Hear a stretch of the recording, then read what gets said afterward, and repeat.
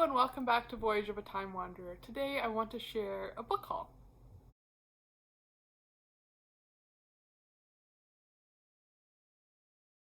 So I've been saving up a list of all the books that I've acquired since my last haul at the end of the summer so that I could do a winter edition haul, even though none of these books are winter related. They are just books that I acquired over the past 4 or 5 months. There are some here that were Christmas presents, books from my mom, books that I have bought on Thrift Books or Book Outlet, and then 1 or 2 that I scavenged from my little free library at my work. So I'm excited to share all of these titles with you, and without further ado, I'll just get straight into the haul. So the first book that I want to talk about is In Search of a Name by Marjolijn van Heemstra. This spellbinding and intimate novel explores the burden of legacy as a young woman wrestles with discoveries that contradict her great-uncle's supposed heroism during World War II. Marjolijn van Heemstra has heard about her great-uncle's heroism for as long as she can remember. As a resistance fighter, he was the mastermind of a bombing operation that killed a Dutchman who collaborated with the Nazis and later became a hero to everyone in the family. So when Marjolijn's grandmother bestows her with her great-uncle's signet ring, requesting that she name her future son after him, Marjolijn can't say no. Now pregnant with her first child, she embarks on a quest to uncover the true story behind the myth of her late relative. Chasing down leads from friends and family and doing her own local research, Marjolijn realizes that the audacious story she always heard is not as clear-cut as it was made out to be. As her belly grows, her doubts grow too. Was her uncle a hero or a criminal? Vivid, hypnotic, and profoundly moving, In Search of a Name explores war and its aftermath, and how the stories we tell and the stories we are told always seem to exist somewhere between truth and fiction. So my mom picked this out for me because it has a couple elements that she knows are kind of must-reads for me. It has kind of a genealogical research element to it. It is Dutch historical fiction, and it sounds like we're kind of going to have almost a dual time narrative where we are have both a narrative that's taking place in the present, and then we're also learning about events that took place in the past. I'm really intrigued because this book says a novel, but then the main character's name is also the name of the author. So I don't know if this is partially autobiographical or what the story is about that, but I'm looking forward to reading this soon. Then my next 2 books were Christmas presents, and as a Christmas present, my husband gifted me with a book box subscription from our local bookstore where we filled out a survey together, and now in January, February, and March, I'm going to get a hand-picked book surprise from them along with some other goodies in a box, so I'll be sure to do some videos about that. But to also make sure that I had something under the tree, we also picked out together 2 blind date with the books from this bookstore. So these are the 2 books that I picked out based off of what was on the package. So for this first book, the package said magical realism worked into a powerful story of political terrorism. And the book that was inside that bag is In the Midst of Winter by Isabel Allende. And this is an author that I have heard a lot of good things about, so I'm really excited to get to this, and we have been having so much snow over the last few days, so this cover with like someone snowed into their house definitely feels like I need to get to this sooner rather than later. The back for this says, New York Times best-selling author Isabel Allende delivers a sweeping novel that brings together 3 very different people in a mesmerizing story that travels from present-day Brooklyn to Guatemala in the recent past to 1970s Chile and Brazil.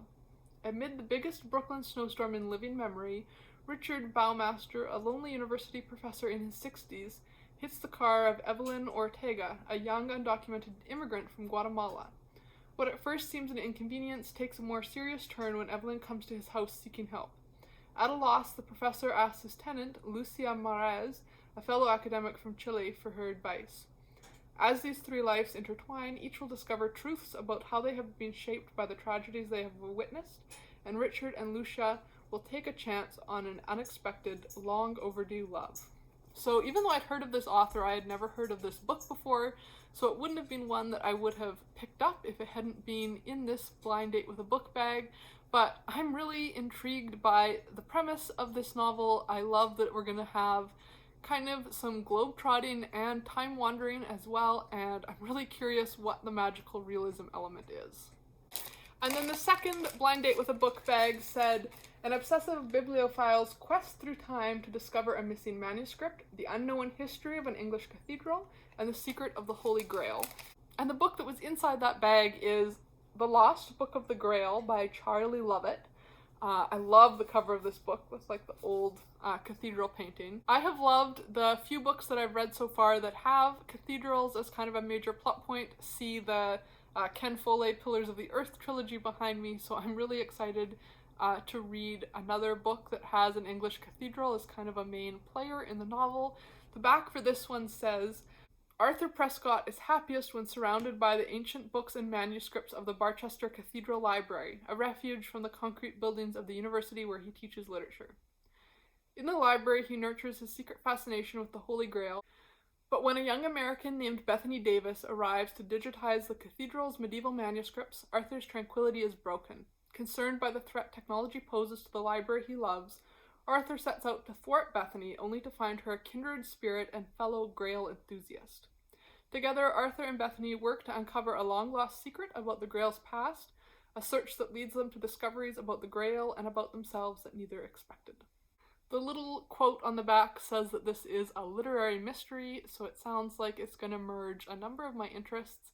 And I also found it interesting that this says that it's set in the Barchester Cathedral, and I'm wondering, is that the same Barchester as Anthony Trollope's Barchester Chronicles, which also feature the Barchester Cathedral. So I think that'll be kind of a neat tie-in, maybe when I pick up the next book in the Barchester Chronicles, to have this going along at the same time. Then my sister had sent me a link to one of Books on Lala's videos where she tries out different book recommendation services, and my sister was like, you have to try this. So I had submitted a recommendation request through Chapters Indigo, which is one of Canada's largest bookstore chains, and I filled out this whole survey of some of the books that I've loved and hated and kind of the different elements that I really enjoy in a book. And the book that they ended up recommending to me was The Birth of Venus by Sarah Dunant. They said I would enjoy this book because I said that I enjoyed books that had kind of religious elements, as well as books that focused on famous painters or famous paintings and kind of were historical fiction that had that artistic element as well. So the back for this book says, Alessandra Kicci is not quite 15 when her father, a prosperous cloth merchant, brings a young painter back from Northern Europe to decorate the chapel walls in the family's Florence Palazzo. A child of the Renaissance with a precocious mind and a talent for drawing, Alessandra is intoxicated by the artist's abilities. But Alessandra's parents have made plans for their daughter, and she is soon married off to a wealthy, much older man. Meanwhile, the reign of the Medicis, with their love of luxury, learning, and dazzling art, is being threatened by the hellfire preaching and increasing brutality of the fundamentalist monk Savonarola and his reactionary followers. As the city shudders with violence and change, Alessandra must find her own way and finally explore the passion she's kept so long at bay. I had never heard of this author before trying out this recommendation service, but when I looked into her backlist, it looks like she has a ton of books that are set in Renaissance Italy and have kind of tie-ins to famous painters or famous paintings, so I think I'm going to really enjoy them. I'm actually doing a virtual challenge set in Italy this year. Last year I did Hadrian's Wall, where I logged the different miles that I walked or rode my exercise bike, and that like carried me across Hadrian's Wall. And this year I'm going to be doing the St. Francis Way, which is from Florence to Rome. So I think this would be really great to read while I'm logging some miles on my exercise bike, starting off in Florence, where this book is set. Then the next book is, I guess, biblical fiction or historical fiction that I picked up on Book Outlet, and that is The Damascus Road, A Story of St. Paul by J. Parini. And this is supposed to be historical fiction dealing with the adventures of St. Paul. So the flap for this says, from the author of the international bestseller The Last Station, a superb historical novel of the Apostle Paul, whose tireless and epic preaching of the message of Jesus brought Christianity into existence and changed human history forever. In the years after Christ's crucifixion, Paul of Tarsus, a prosperous tentmaker and Jewish scholar, took it upon himself to persecute the small groups of Jesus' followers that had sprung up. But on the road to Damascus, he had some sort of blinding vision, a profound conversion experience that transformed Paul into the most effective and influential messenger Christianity has ever had. In The Damascus Road, novelist J. Parini brings this fascinating and ever-controversial figure to full human life, capturing his visionary passions and vast contradictions.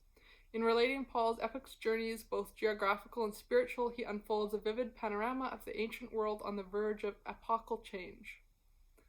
And in the alternating voice of the gospel writer Luke, Paul's travel companion, scribe, and ghostwriter, a cooler perspective on his actions and beliefs emerge. Ironic but still filled with wonder at Paul's unshakable commitment to the Christ and his divinity. The Damascus Road transports the reader into a dramatic and richly peopled landscape of fervent faith and bloody conflict, all of it based on a foundation of the soundest contemporary scholarship on the birth of Christianity. It confirms J. Parini's stature as one of the finest practitioners of the historical novel now at work. And then, right at the beginning, we have a map showing kind of the main cities and places that Paul visited in his lifetime. Over the past couple of years, I've been trying to find my niche in biblical fiction, and I have really high hopes for this. It sounds like exactly what I'm always looking for in historical fiction that uses biblical persons as main characters. Back in 2019, I had read Pheobe by Paula, and this book is a fictional account of Pheobe, who delivers the book of Romans to the Roman people from Paul. So Paul was kind of in the background of this book, and I really enjoyed it, so I'm really hoping that the Damascus Road will be in a similar stylistic vein to Pheobe. Next up is yet another historical fiction novel with religious elements, and that is Wolf Hall by Hilary Mantel. I picked this up at my local secondhand shop because I really want to get to it in 2022, and I think having my own copy would make that more likely. This is the first of her trilogy of books focusing around Thomas Cromwell and his role, I guess, in the English Reformation led by Henry VIII. The back of this book says, England, the 1520s. Henry VIII is on the throne, but he has no male heir. Despite opposition from the Pope and most of Europe, he is determined to annul his marriage of 20 years and marry Anne Boleyn.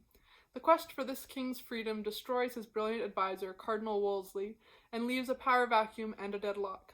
Into this impasse steps Thomas Cromwell. A political genius, a briber, a bully, and a charmer, Cromwell has broken all the rules of a rigid society in his ascent to power, and he is preparing to break some more. Pitting himself against Parliament, the political establishment, and the papacy, he is prepared to reshape England in his own and Henry's desires.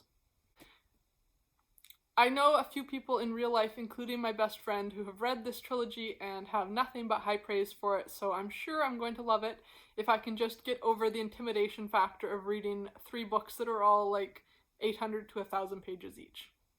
And then I have a nonfiction book that I picked up on Book Outlet that I'm hoping to read at the same time, and that is A People's Tragedy by Eamon Duffy.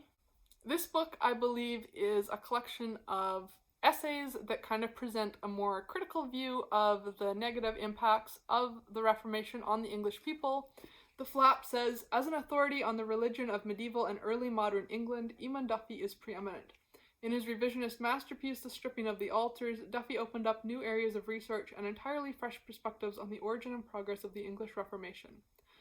Duffy's focus has always been on the practices and institutions through which ordinary people lived and experienced their religions, but which the Protestant reformers abolished as idolatry and superstition.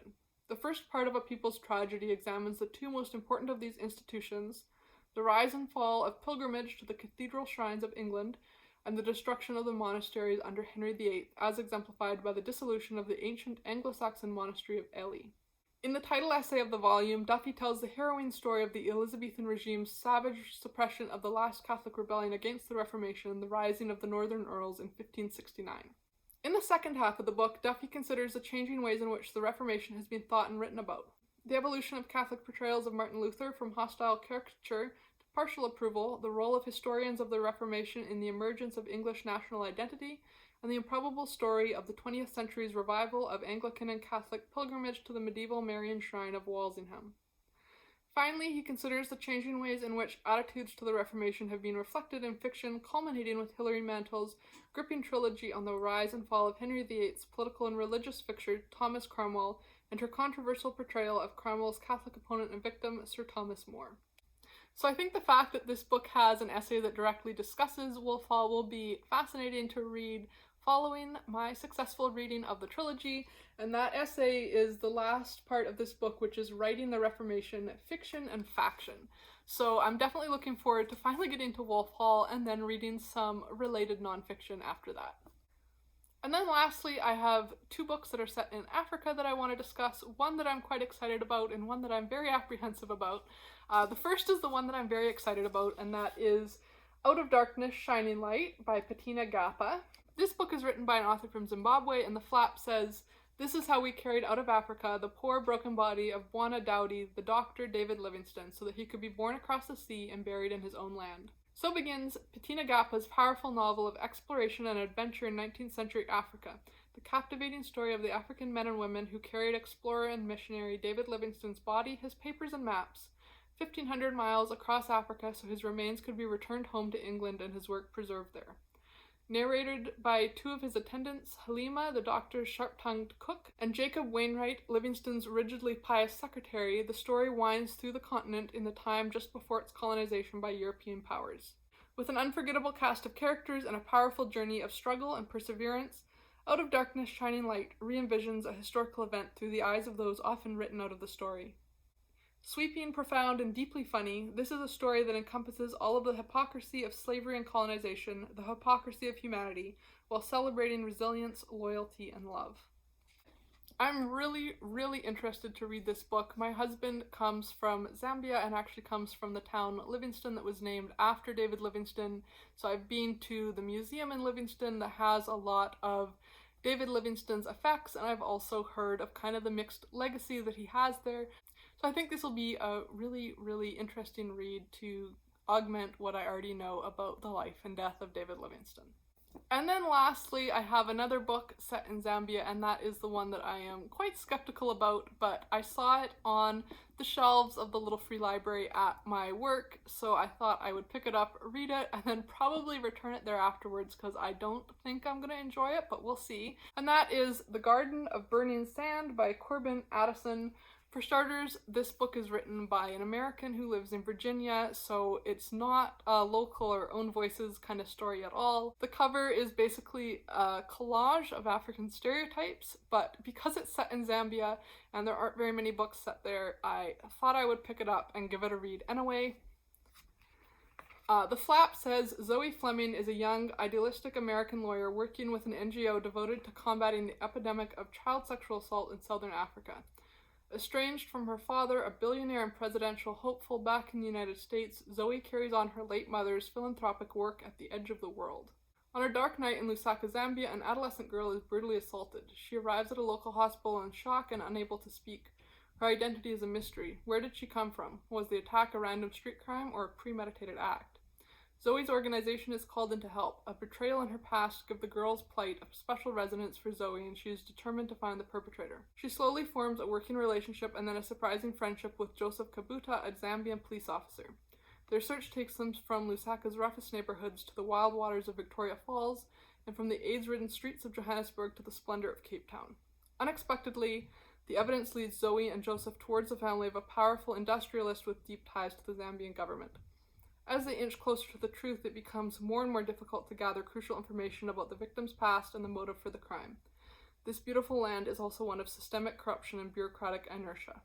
As the investigation builds to a climax, threatening to send shockwaves through Zambian society, Zoe is forced to radically reshape her assumptions about love, loyalty, and family, and especially the meaning of justice. Like I said, reading the flap and looking at the cover, it seems like it's going to be just a melange of all the worst stereotypes and negative buzzwords about Africa, and it reeks of white saviorism. So I have pretty low expectations going into this book.